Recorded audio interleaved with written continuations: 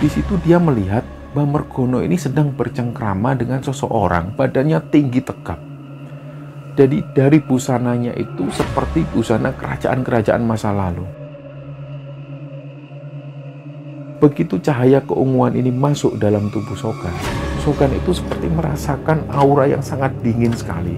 Tiba-tiba suhu ruangan itu berubah sangat dingin dan dia merasakan menggigil. Jadi dia langsung berdiri, ngusir pocong tersebut. Tiba-tiba pas waktu Shogun ini mau balik ke tempat tidurnya, dia kaget karena melihat tubuhnya sendiri masih terbaring di tempat tidur.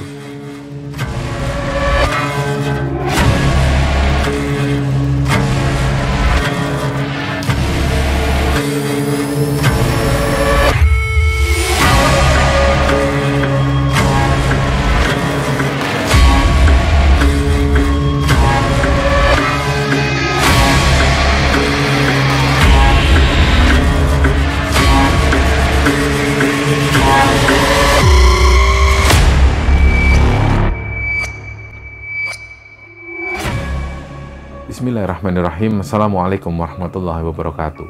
Sobat Kembara Sunyi dimanapun berada, pada kesempatan kali ini kami akan membagikan cerita yang dikirim oleh Sobat Kembara yang bernama Shogun yang asalnya dari Jawa Timur. Sebelum kita masuk ke ceritanya, untuk teman-teman yang nonton tayangan ini dan belum subscribe, jangan lupa untuk subscribe lebih dulu agar channel Kembara Sunyi ini lebih berkembang lagi dan kami lebih bersemangat lagi dalam membuat konten-konten terbaru di Kembara Sunyi. Dan untuk teman-teman yang telah mendukung kami sejauh ini, kami mengucapkan terima kasih banyak. Semoga amal kebaikan teman-teman dibalas kebaikan berlipat oleh Allah Subhanahu wa Ta'ala.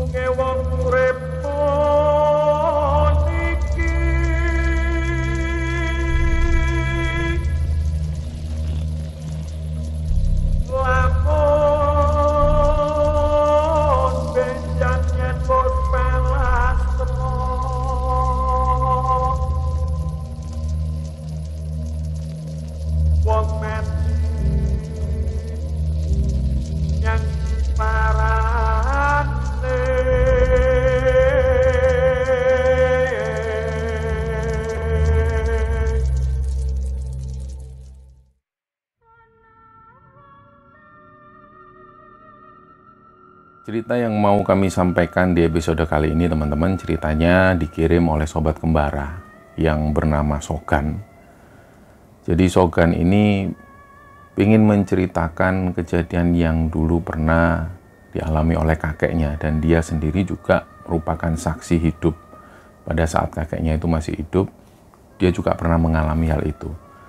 Nah, saat ini Mas Shogun tinggal di sebuah daerah di Jawa Timur.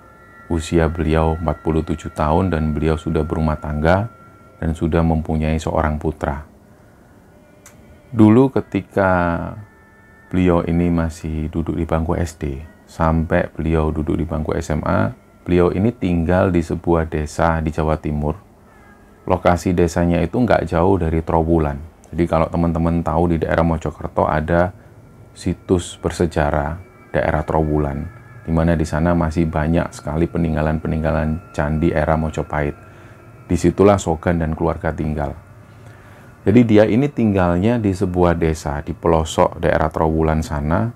Sedangkan waktu itu ketika masih ada Mbah Mergono ini, kakeknya itu, Mbah Mergono tinggal agak masuk lagi ke dalam hutan. Dan beliau ini mendirikan rumah persis di samping pemakaman. Belakangan barulah Shogun ini tahu kenapa waktu itu Mbah Mergono lebih senang tinggal di samping pemakaman. Karena menurut Mbah Mergono sendiri, beliau itu nggak nyaman tinggal di tengah-tengah masyarakat. Karena beliau sering mendapatkan fitnah. Banyak berita-berita yang beredar yang tentu menurut Mbah Mergono itu nggak benar. Jadi di masa-masa itu, di masa-masa SD, menurut Shogun, Mbah Mergono ini mempunyai sebuah ilmu yang dulu pernah dipelajari dan sampai hari itu masih dipegang oleh Mbah Mergono. Dan orang-orang meyakini bahwa Mbah Mergono ini masih mempunyai ilmu tersebut. Ilmu ini adalah ilmu lembu sekilan. Jadi mungkin ada beberapa teman-teman yang sudah tahu tentang ilmu lembu sekilan ini. Orang yang menguasai ilmu lembu sekilan ini, konon katanya dia tidak akan bisa diserang. Dia akan kebal bacok, dan siapapun yang menyerang orang yang menguasai lembu sekilan ini, dia akan mental. Meskipun dia membawa senjata apapun. Karena menurut namanya, diambil dari namanya lembu sekilan, lembu ini adalah sapi. Sedangkan sekilan itu kalau dalam bahasa Jawa adalah jarak sakilan. Jadi jarak sekitar 1 tangan ini. Ini adalah sekilan kalau dalam bahasa Jawa. Artinya orang yang menguasai lembu sekilan, dia akan mempunyai perisai diri pada jarak 1 tangan ini. Ketika ada orang yang menyerang, belum sampai masuk, dia akan mental dengan sendirinya. Jadi inilah kenapa ilmu ini dinamakan lembu sekilan, sedangkan arti nama lembu sendiri, yaitu sapi. Kenapa diambil nama ini? Karena menurut beberapa cerita, orang-orang yang menguasai ilmu lembu sekilan ini, pantangannya adalah mereka tidak boleh makan daging sapi. Jadi ketika ada orang-orang yang tahu bagaimana caranya supaya orang yang menguasai lembu sekilan ini harus makan daging sapi, supaya semua ilmunya ini runtuh, semua ilmunya hancur. Jadi inilah tentang Mbah Mergono. Menurut Sogan sendiri, dia mendapat cerita dari orang tuanya, terutama dari ayahnya. Awal mula kenapa Mbah Mergono mendalami ilmu lembu sekilan ini, karena dulu beliau itu sempat hidup di zaman-zaman perang dan juga zaman-zaman PKI. Yang lebih parah itu di zaman-zaman PKI. Jadi dulu ketika Mbah Mergono masih muda, dan waktu itu ayahnya Sogan ini masih usia SD.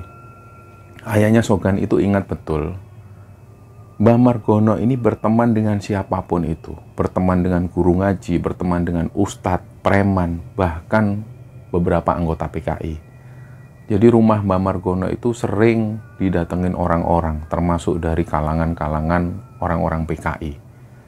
Nah, disinilah muncul beberapa pendapat bahwa Mbah Mergono ini adalah orang PKI. Padahal belakangan orang-orang ini salah menafsirkan tentang sosok Mbah Mergono.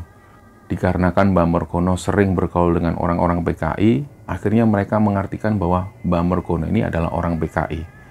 Dan pada saat pecah, PKI ini memburu beberapa guru ngaji dan ustadz. Ternyata di situ Mbah Mergono ini juga dijadikan sasaran target. Jadi dari situlah orang-orang semakin paham ternyata Mbah Mergono ini bukan anggota PKI. Sebab beliau sendiri juga dijadikan target pembunuhan. Nah, pada saat itulah, menurut cerita dari ayahnya Sogan dan beberapa warga sekitar, pada saat itu Mbah Mergono ini berdiam diri di rumah. Beliau sebenarnya sudah tahu, di depan pintu rumahnya itu ada yang menandai dengan cat warna merah. Waktu itu Mbah Mergono melihat ada yang aneh dengan pintu rumahnya. Beliau ini sudah kerasa bahwa malam itu akan jadi malam penghabisan untuk dia. Jadi dia menyuruh anak-anaknya dan juga istrinya untuk pindah, ngungsi, jauh dari rumah. Sedangkan Mbah Mergono tetap tinggal di rumah itu. Dia akan menghadapi orang-orang PKI yang akan membunuhnya. Ternyata benar, di sekitar jam 11 malam, Mbah Mergono ini sedang berdiam diri di dalam kamar. Beliau mendengar ada beberapa langkah kaki yang menuju ke rumahnya. Beliau nggak beranjak dari tempat tidurnya. Beliau hanya berzikir, beliau meminta pertolongan kepada Allah. Dan ternyata ketika orang-orang PKI ini masuk, Mbah Mergono ini bisa melihat dari bayangan lampu lentera minyak waktu itu, orang-orang ini ada yang membawa arit, ada yang bawa celurit, bahkan ada yang bawa pedang panjang. Itu terlihat dari bayangan. Waktu itu Mbah Mergono sedikit pun tidak menoleh ke arah orang-orang PKI ini. Mbah Mergono tahu mereka sudah melayangkan senjata-senjata tajam itu ke arah Mbah Mergono. Tapi beliau tetap diam. Ternyata waktu itu Mbah Mergono ini tanpa sadar, beliau menoleh dan langsung melihat orang-orang PKI ini semua jatuh. Beberapa di antaranya bahkan ada yang tertusuk senjata tajamnya sendiri. Akhirnya dari situ mereka semua berlarian keluar menjauhi rumah Mbah Mergono dan nggak tahu lagi mereka kemana. Baru keesokan paginya, kampung ini gempar. Mereka mengetahui bahwa banyak sekali orang-orang yang dibunuh oleh orang-orang PKI. Beberapa di antara mereka yang tewas ini adalah guru-guru ngaji dan ustadz. Menurut Mbah Mergono memang orang-orang PKI ini begitu bencinya dengan guru-guru ngaji dan juga ustadz. Karena mereka merasa Islam inilah yang menghalangi jalan pikiran mereka atau jalan gerakan mereka. Dan semenjak itulah orang-orang menaruh respek kepada Mbah Mergono. Beliau akhirnya sadar ternyata Mbah Mergono ini bukanlah anggota PKI.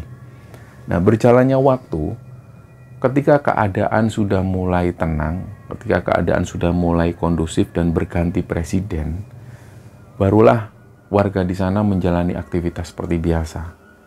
Dan ternyata ada hal lain yang mengganggu desa ini, yaitu adanya maling yang mencuri ternak-ternak warga.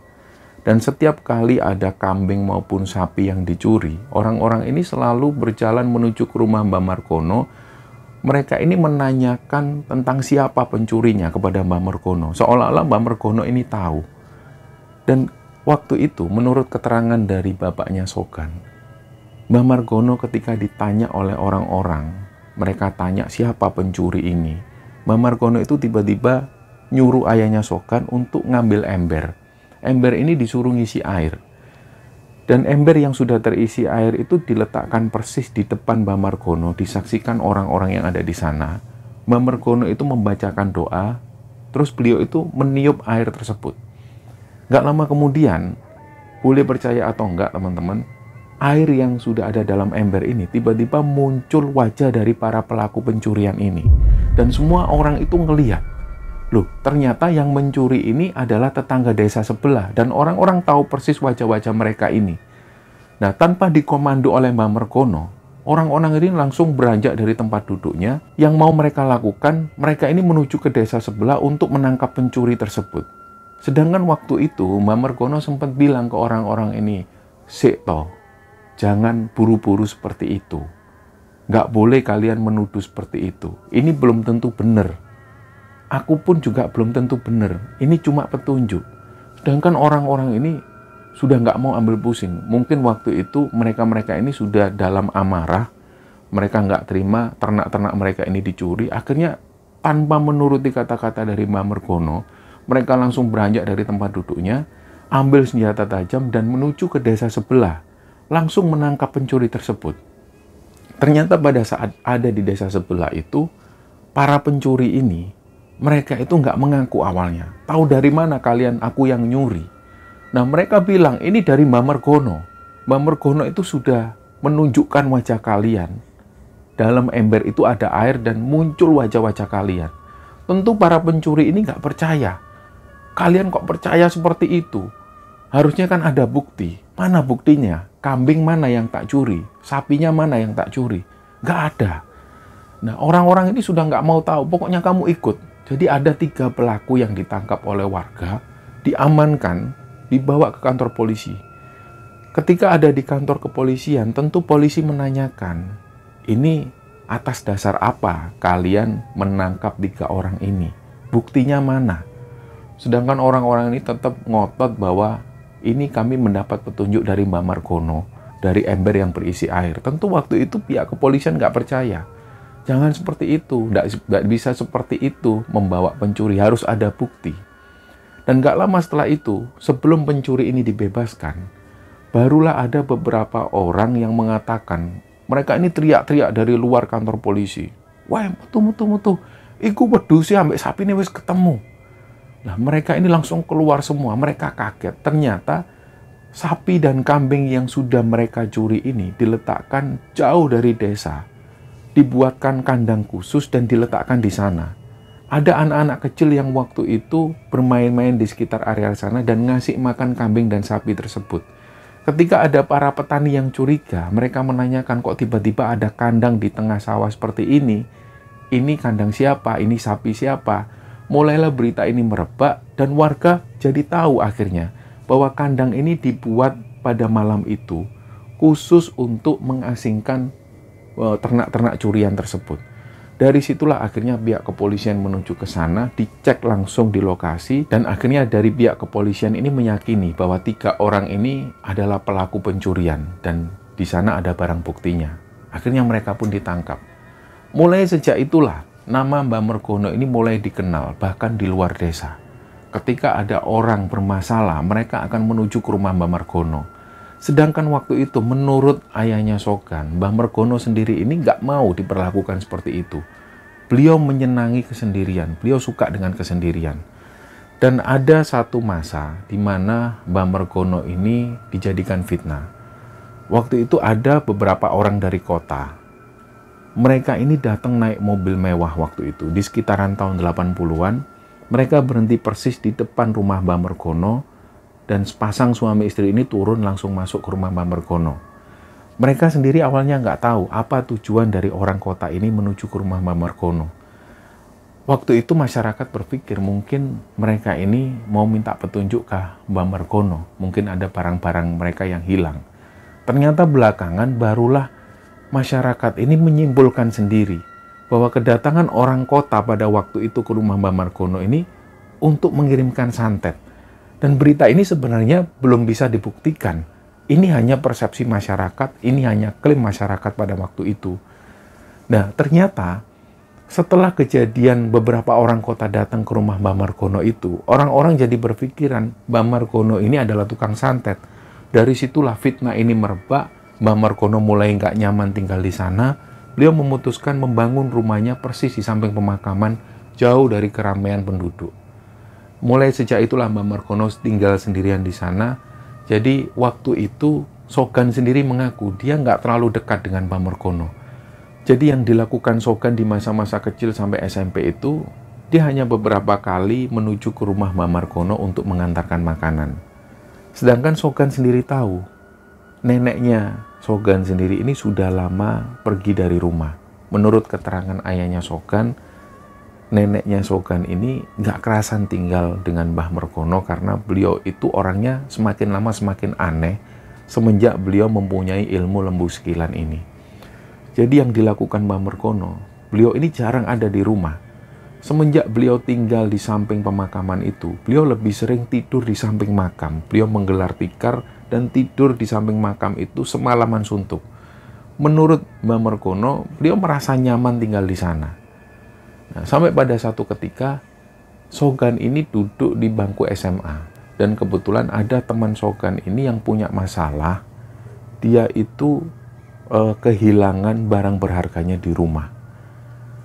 Dan temannya Sogan ini bilang bahwa dia itu curiga kepada pembantu rumah tangganya. Tapi dia sendiri nggak bisa membuktikan. Dalam hati kecil Sogan, sebenarnya Sogan ini ingin membawa temannya itu ke rumah Mbah Mergono untuk menanyakan hal ini. Tapi dia lawan terus, dia nggak mau merepotkan Mbah Mergono.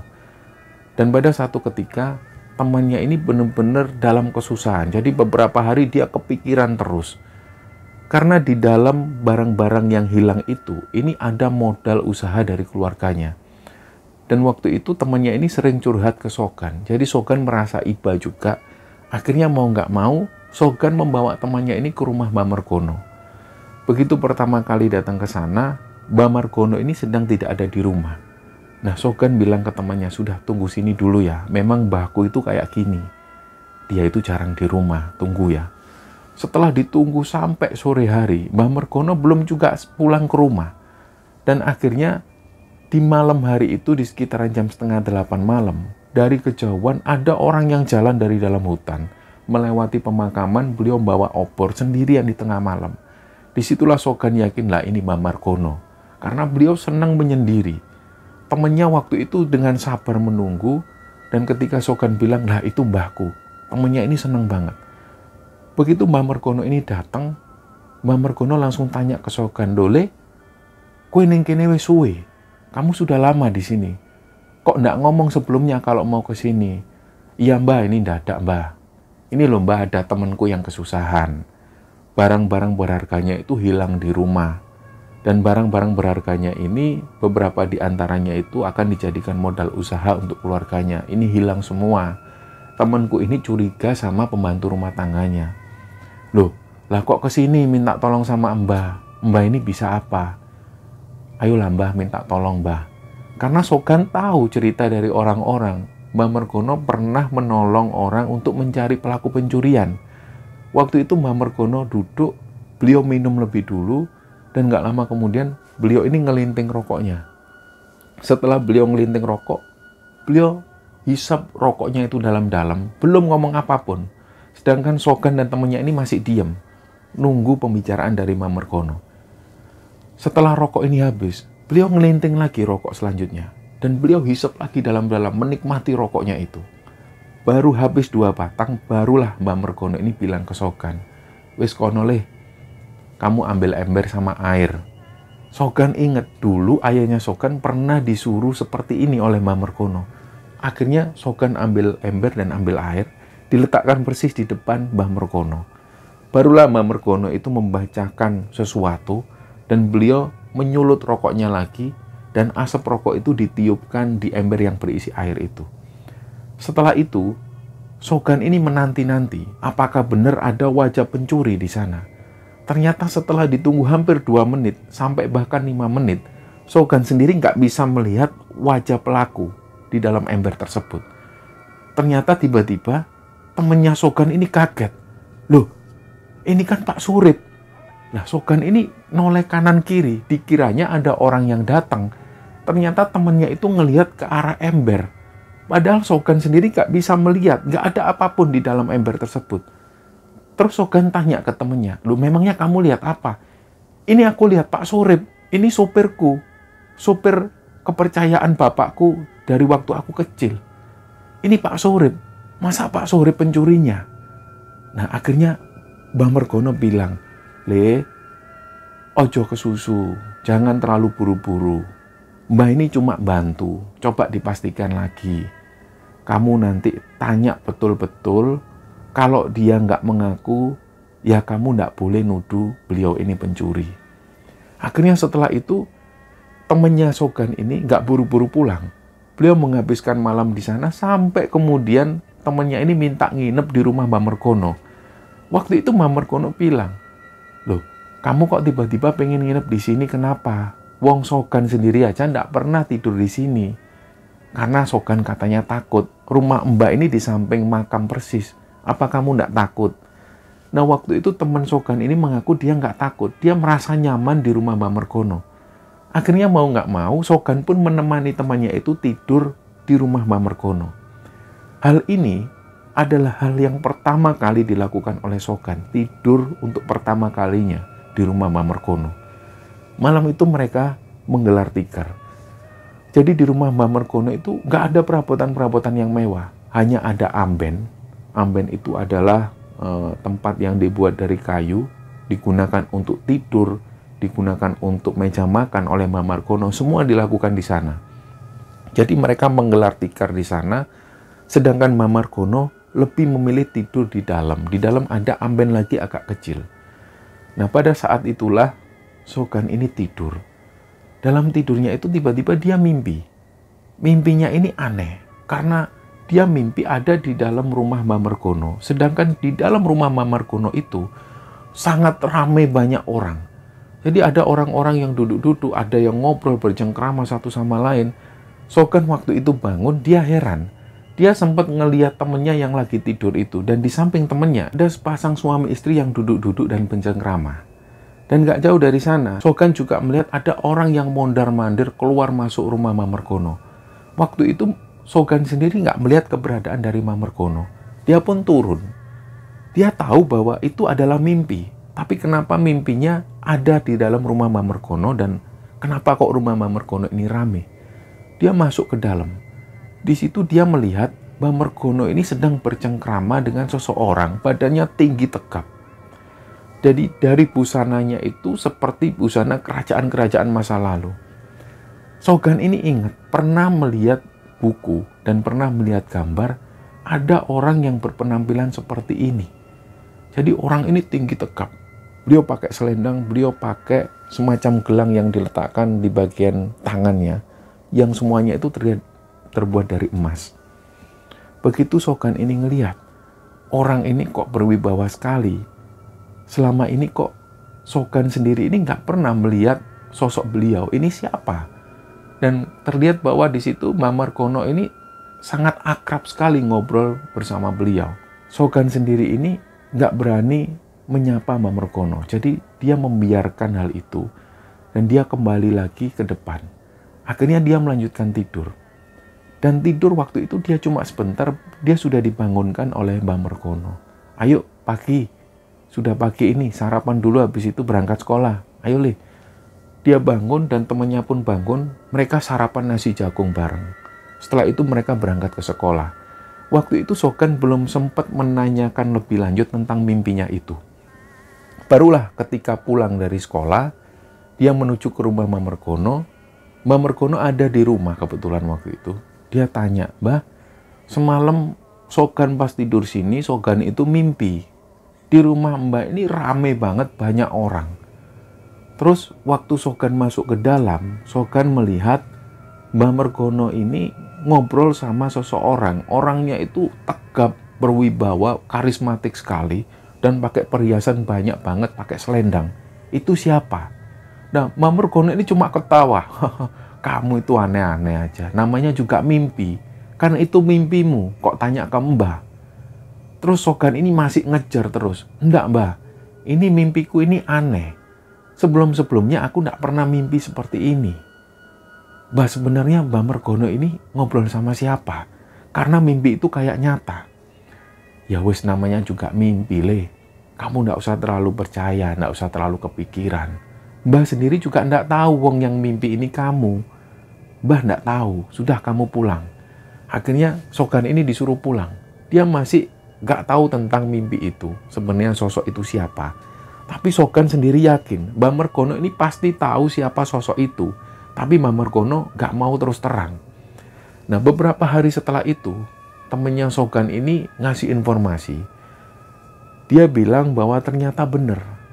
Yang melakukan pencurian ini adalah sopir dari bapaknya yang bernama Pak Surip itu tadi. Keluarga dari temannya Sogan ini awalnya nggak percaya dengan cerita dari Sogan. Jadi hal itu dibiarkan sampai beberapa hari, dan nggak lama setelah itu muncul kecurigaan dari bapak temannya Sogan. Dan singkat ceritanya, si sopirnya ini langsung ditanya secara serius, dan waktu itu dia menangis-nangis histeris. Waktu itu sopirnya ngaku bahwa dia butuh uang banyak untuk membantu pengobatan orang tuanya di rumah. Disitulah yang membuat tuan rumah ini kecewa.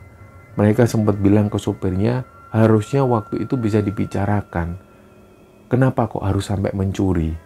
Nah, setelah itu sopir ini masih tetap dipekerjakan. Sedangkan semua benda-benda yang sudah dicuri ini dikembalikan semua, dan beberapa di antaranya yang sudah terlanjur dijual, ini diikhlaskan oleh keluarga temannya Sogan itu. Nah, singkat cerita, Sogan pun menjalani aktivitas seperti biasa. Sampai berhari-hari kemudian, Sogan ini main ke rumahnya Mbah Merkono. Waktu itu posisi dia ini sudah lulus SMA.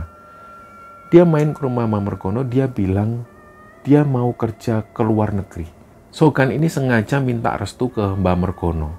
Dia bilang, "Mbah, aku ini mau kerja ke luar negeri. Karena di sini penghasilanku ini susah. Aku nggak bisa cari kerja yang bagus di sini." Dah Mbah Merkono bilang, "Apa tujuanmu Le, kamu kerja ke luar negeri? Apa di sini nggak ada penghasilan yang lebih bagus?" Si Sogan bilang, "Nggak ada Mbah. Sedangkan anak-anak sini ini sudah banyak yang keluar negeri. Ada yang ke Korea, ada yang ke Jepang. Aku pengen kerja ke luar negeri Mbah." Nah, waktu itu Mbah Merkono cuma pesen, "Sudah, kamu nggak usah ke luar negeri. Kamu usaha, kamu seneng apa? Kamu geluti kesenanganmu itu. Kelak itu akan jadi bisnismu." Waktu itu Sogan sendiri nggak tahu dia ini kesenangannya apa. Dipikirkan terus, semalam suntuk dia pikirkan, ini hobi dia ini apa. Sedangkan waktu itu Sogan nggak punya hobi-hobi yang berlebihan. Kadang hanya main bola, kadang juga main motor-motoran sama teman-teman. Hobinya hanya sekitar itu dan tentu nggak menghasilkan. Nah, pada satu ketika Sogan main lagi ke rumah Mbah Merkono. Tiba-tiba di situ Sogan ini diajak jalan-jalan menuju ke dalam hutan oleh Mbah Merkono. Tiba-tiba dia ini menuju ke sebuah terminal. Sogan sendiri juga heran. Awalnya dia ini bersama Mbah Merkono jalan melewati hutan.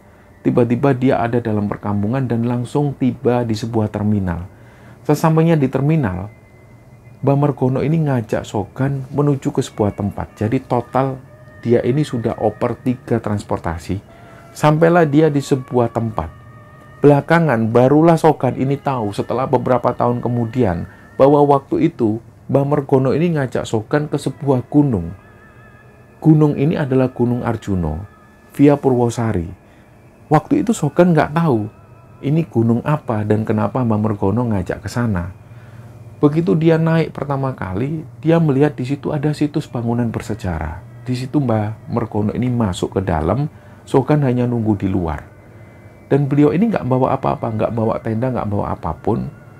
Ketika malam hari menjelang, beliau hanya membakar api unggun dan Sogan itu hanya menyelimuti badannya dengan sarung. Pagi harinya, Mbah Mergono ngajak lagi masuk naik ke dalam lagi. Begitu sampai di sebuah situs yang Sogan sendiri lupa ini situs apa, di situ Mbah Mergono berdiam diri dan Sogan itu disuruh untuk ikut bermeditasi. Sogan pun menuruti kata-kata dari Mbah Mergono, beliau hanya diam. Dia hanya diam dan sampai pagi harinya, akhirnya Sogan dibawa lagi pulang. Waktu itu nggak tahu Sogan ini apa maksud dari Mbah Mergono ngajak Sogan menuju ke gunung tersebut. Seperti yang diketahui oleh Sogan, baru belakangan, beberapa tahun setelah itu, barulah Sogan tahu bahwa gunung itu adalah Gunung Arjuno, di mana di situ banyak sekali situs-situs bersejarah. Nah, setelah pulang dari sana, Mbah Mergono tanya lagi, "Piye le, kamu sudah ada hobi yang bisa kamu geluti?" Sogan menjawab, "Belum ada, Mbah. Aku sendiri ini juga masih bingung hobiku ini apa." "Ya wis, kamu tetap beraktivitas seperti biasa. Urungkan niatmu keluar negeri itu.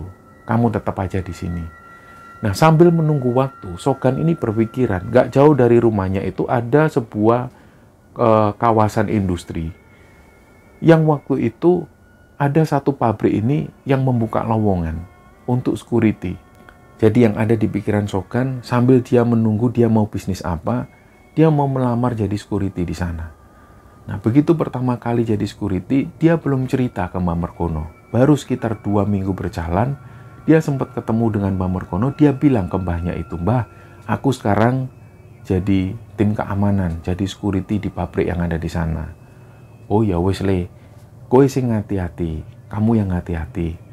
Sedikit banyak kamu itu harus belajar ilmu bela diri. Karena di tempatmu itu juga kamu akan menghadapi orang-orang jahat." Nah, waktu itu Sogan sendiri nggak paham maksud dari Mbah Mergono. Dia pun tetap bekerja seperti biasa. Ternyata pada waktu itu si Sogan ini mendapatkan shift malam. Dia jaga malam dan kebetulan waktu itu salah satu temannya ini membeli makanan. Nah, dari kejauhan dia melihat ada beberapa motor yang datang diparkir dari kejauhan. Sogan ini sudah merasa ini ada yang nggak beres. Orang-orang ini pasti niat jahat.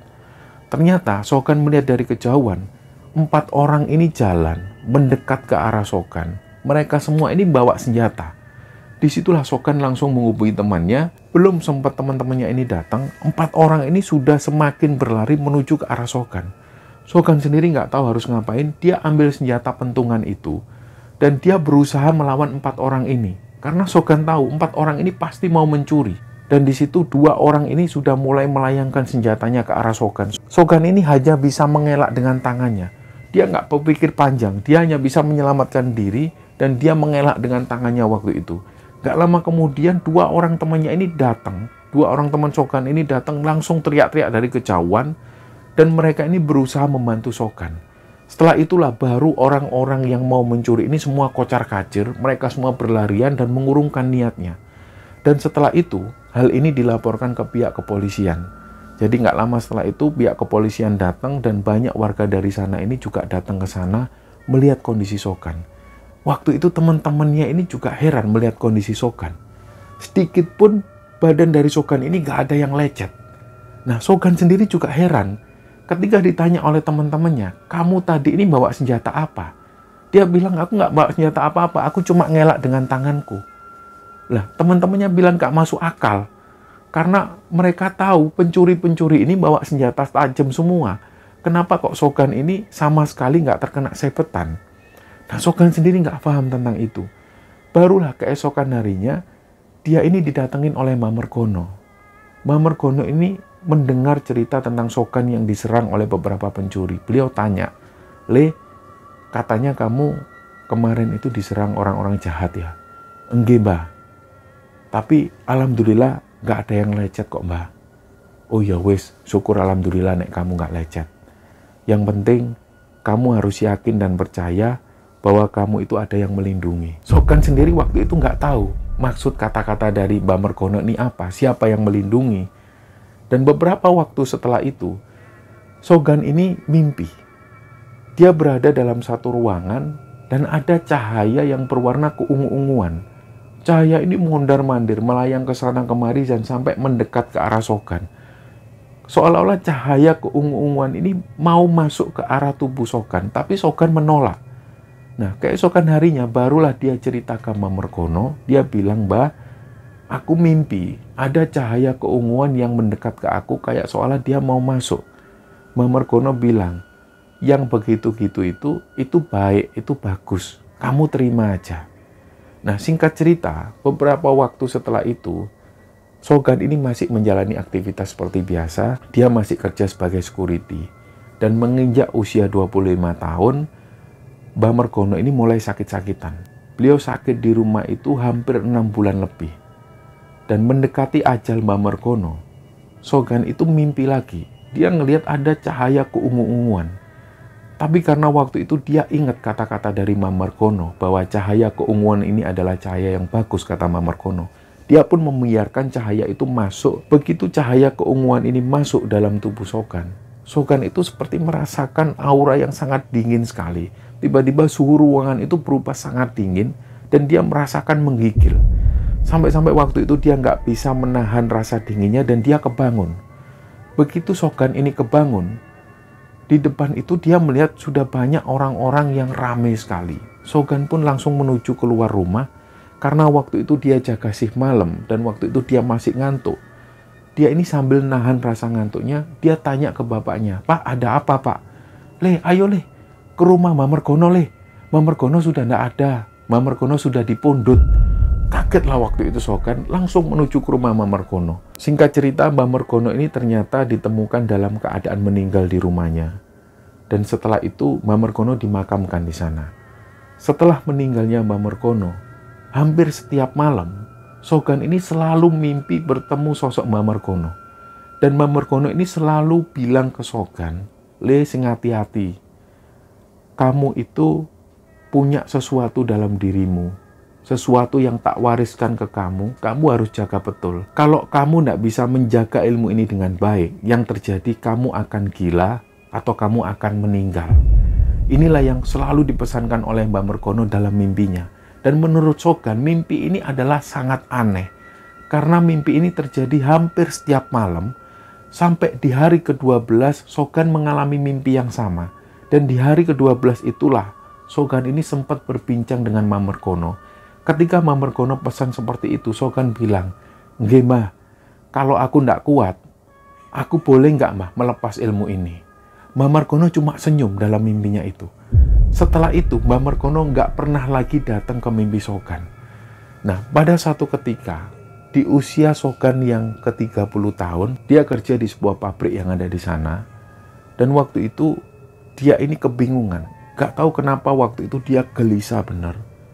Akhirnya dia izin ke pimpinan, dia pengen pulang istirahat di rumah. Nah, pada saat istirahat inilah, Shogun itu didatengin sosok yang aneh-aneh. Yang pertama, dia melihat ada sosok pocong yang berdiri persis di depan kamarnya. Dia sendiri bingung, kenapa kok tiba-tiba ada sosok pocong? Jadi dia langsung berdiri, ngusir pocong tersebut. Tiba-tiba, pas waktu Shogun ini mau balik ke tempat tidurnya, dia kaget karena melihat tubuhnya sendiri masih terbaring di tempat tidur. Dia langsung melihat seluruh tubuhnya, loh, kenapa kok aku ini bisa keluar dari tubuhku sendiri? Akhirnya dia noleh lagi. Ternyata pocong tadi sudah nggak ada. Tapi di ruang tengah, dia melihat ada sosok yang aneh-aneh. Ada sosok tinggi besar berwarna hijau, seperti hijau lumut. Dia duduk-duduk di rumah seolah-olah dia ini penghuni rumah tersebut. Shogun sendiri langsung bilang, "Kamu ini siapa? Kenapa kok kamu di sini?" Lah terus sosok buto hijau ini, dia hanya ketawa lebar. Terus dia ini pergi. Gak lama kemudian ada sosok perempuan. Perempuan ini jalannya itu tertati-tati. Dari arah luar dia masuk ke dalam. Nah, Shogun tentu kaget. "Loh, kamu ini siapa? Kamu kenapa ada di sini?" Dan sesekali Shogun itu masih ngelihat ke arah tempat tidur. Dia masih ngelihat tubuhnya ini masih terbaring. Si perempuan ini cuek, dia tetap jalan masuk ke dalam. Dari situlah Sogan ini bingung, dan gak lama kemudian dia melihat sosok Mbah Margono. Mbah Margono ini pakai tongkat, beliau hanya berdiri di depan pintu rumah. Akhirnya Sogan menyapa, "Loh Mbah kenapa kok di sini? Ada apa Mbah?" Terus Mbah Margono bilang, "Le, kamu harus mulai terbiasa dengan penghuni yang ada di sini. Kalau kamu sudah nggak kuat dengan ilmu ini, kamu bilang sama Mbah, kamu lepaskan ilmu ini daripada terjadi sesuatu yang tidak pada dirimu." Setelah itu Sogan ini kembali lagi ke tempat tidur. Dia berusaha tidur lagi. Ternyata begitu Sogan ini bangun, dia masih melihat tubuhnya masih ada di sana. Nah, kejadian itu sering dialami oleh Sogan. Dan dia juga sering melihat penampakan dari sosok-sosok yang aneh-aneh ini. Sampai pada akhirnya, Sogan itu tiba-tiba dimasukkan dalam kamar oleh kedua orang tuanya. Begitupun juga oleh pakde-pakdenya yang datang ke sana. Dia sendiri nggak tahu alasan orang tuanya memasukkan Sogan dalam kamar. Dan itu terjadi berhari-hari. Untuk makan, minum selalu dimasukkan ke dalam. Sogan sendiri waktu itu bingung ketika dia harus buang air besar. Jadi mau nggak mau dia terpaksa buang air besar di sana. Dan kadang-kadang dia itu blank. Dia nggak tahu dirinya siapa. Dia bahkan nggak ingat namanya siapa. Dan beberapa kali dia masih ingat. Ini bapak, ini Pak D. Dia masih ingat. Dan pada masa-masa itulah dia selalu ditemani oleh sosok Buto Ijo, sosok Pocong, dan sosok kuntilanak ini. Mereka selalu ada di dalam kamar. Mereka duduk-duduk di sana. Sogan sendiri nggak tahu berapa lama dia dikurung dalam kamar. Sampai pada akhirnya dia sempat diantar oleh orang tuanya menuju ke sebuah rumah sakit. Di situ dia nggak tahu, Sogan hanya diterapi-terapi dan dia nggak ingat betul tentang kejadian waktu itu. Yang Sogan lakukan, dia hanya minum obat. Nah, beberapa waktu setelah itu Sogan kembali lagi ke rumah. Dia masih ada dalam kamar. Tapi waktu itu bedanya kamar ini sudah tidak lagi terkunci. Sogan masih bisa makan bersama orang tuanya dan juga keluarganya yang ada di sana. Dan dia sempat beberapa kali keluar rumah. Ketika Sogan keluar rumah, pandangan tetangga ini aneh. Dan Sogan ini selalu bisa melihat dirinya sendiri. Pada saat Sogan ini jalan-jalan, Sogan masih bisa melihat tubuhnya sendiri ini masih duduk-duduk di depan rumah. Dan anehnya orang-orang itu selalu menuju ke arah Sogan. Dia seperti ngajak ngobrol Sogan, ada juga yang mengelus rambutnya Sogan. Sementara yang dirasakan Sogan ini jalan-jalan di sekitaran kampung. Tapi tubuhnya sendiri ini masih tertinggal di depan rumahnya. Inilah yang membuat Sogan bingung. Jadi dia ini merasakan ada seperti di dunia lain. Dan hal itu terjadi entah berapa lama, sampai pada akhirnya datanglah seorang kiai. Kiai ini didatangkan oleh kedua orang tua Sogan. Disitulah Sogan ingat. Ketika kiai ini membacakan ayat-ayat suci Al-Quran, badan Sogan ini terasa panas. Dan ada warna keungu-unguan itu serasa mau keluar dari tubuh Sogan. Ketika warna ungu ini keluar, warna ungu ini kayak seolah mau masuk lagi ke tubuhnya Sogan. Dan ketika kiai ini membacakan ayat-ayat suci Al-Quran lagi, warna ungu ini mau keluar lagi. Dan sampai pada akhirnya terapi ini dijalankan terus. Pada satu titik Sogan ingat, pada saat kiai ini datang bersama santri-santrinya, mereka semua membacakan ayat-ayat suci Al-Quran. Ada warna ungu yang keluar dari tubuh Sogan. Warna ungu ini melayang-layang dan tiba-tiba langsung menghilang. Dari situlah Sogan ini benar-benar ingat betul bahwa dia ada di rumahnya. Dia langsung melihat ke arah bapaknya. Dia cium tangan bapaknya. Dia benar-benar ingat. Loh, kemana selama ini? Aku selama ini sakit apa, Bu? Waktu itulah ibunya bilang kalau usia Sogan waktu itu sudah 33 tahun. Ketika terakhir kali dia kerja di pabrik, usianya waktu itu masih 30 tahun. Dia sendiri nggak tahu 3 tahun ini dihabiskan untuk apa. Yang dia ingat dia hanya ada di dalam kamar, dia mengikuti terapi. Hanya itu yang dia ingat. Dan menurut Sogan, waktu itu nggak terlalu lama. Dia hanya menghabiskan cuma seminggu. Tapi kenapa ibunya bilang Sogan ini mengalami sakit hampir 3 tahun lebih. Setelah dia dipastikan sembuh dari sakitnya itu, dia mulai membuat kerajinan dari batok kelapa. Karena menurut orang tuanya menginginkan Sogan hanya kerja di rumah, jangan kerja di luar rumah dulu. Nah, pada saat itulah hampir 1 tahun lebih, Sogan hanya berada di rumah dan dia membuat kerajinan dari batok kelapa. Sampai pada akhirnya kerajinan batok kelapa ini mulai dijual dan mulai ada yang membeli. Beberapa tahun kemudian, barulah Sogan ini tahu Keterangan dari beberapa tetangga dan juga teman-teman yang lain, mereka bilang bahwa pada waktu itu di usia Sogan 30 tahun, Sogan ini sempat mengalami gangguan kejiwaan. Kadang-kadang Sogan itu bisa menjadi orang waras dan kadang-kadang dia itu teriak-teriak dengan sendirinya. Kalau ada orang lewat, dia selalu ambil senjata tajam dan berusaha untuk menyakiti orang tersebut. Padahal menurut Sogan, Sogan sendiri nggak ingat waktu itu. Dia nggak pernah merasa kalau dia berperilaku seperti itu. Tapi ketika ada orang-orang yang bilang seperti itu, Sogan menjadi sadar ternyata hampir 3 tahun lamanya dia ini mengalami stres dan hampir mengalami gangguan kejiwaan. Dari situlah Sogan semakin sadar, ternyata mungkin waktu itu Mbah Margono ini sempat mewariskan ilmu lembu sekilan ini pada Sogan. Dan Sogan sendiri nggak kuat untuk menerima dan menjalani ilmu tersebut. Inilah yang membuat akhirnya Sogan mengalami gangguan kejiwaan semacam itu. Dan menjelang usia Sogan di 39 tahun, ada tetangga desanya itu yang mempunyai saudara dari desa lain. Beliau ini mengenalkan Sogan dengan perempuan tersebut dan pada akhirnya Sogan pun menikah dengan perempuan ini dan dia tinggal dengan bahagia bersama istri dan anaknya. Cerita ini akhirnya diceritakan kembali oleh Sogan dan dia berusaha mengingat kembali kejadian-kejadian kecil yang kemudian dirangkai menjadi sebuah cerita dan cerita ini kemudian bisa didengarkan oleh teman-teman sekalian. Semoga kisah dari Mas Sogan ini bisa menghibur teman-teman semua dan lebih-lebih kisah ini bisa kita ambil hikmah dan bisa kita ambil pelajaran di dalamnya. Mohon maaf kalau ada salah-salah kata. Wassalamualaikum warahmatullahi wabarakatuh.